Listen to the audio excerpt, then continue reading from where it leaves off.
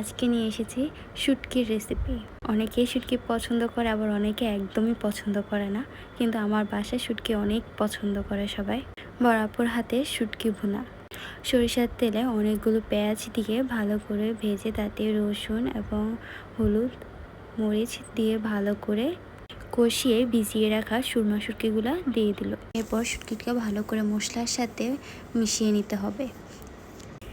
কিছুদিন আগে কক্সবাজার গিয়েছিলাম, সেখান থেকেই আনা এই সুরমা শুটকি। এরপরে আপু দিয়ে দিল পরিমাণ মতো লবণ, দিয়ে দিল পর্যাপ্ত পরিমাণ পানি। এই পানিতেই শুটকিটা সিদ্ধ হয়ে যাবে। এই তো প্রায় শুটকিটা সিদ্ধ হয়ে গেল এবং ঝোলটা অনেকটা কমে আসলো। এরপরে দিয়ে দিল অনেকগুলো রসুন। এই রেসিপির মেন ইনগ্রিডিয়েন্টই হচ্ছে রসুন আর শুটকি। ঝোলটা মাখা মাখা হয়ে আসলে দিয়ে দিল ধনেপাতা। গরম গরম ভাতের সাথে এই শুটকি আর রসুন খেতে অনেক মজা লাগে।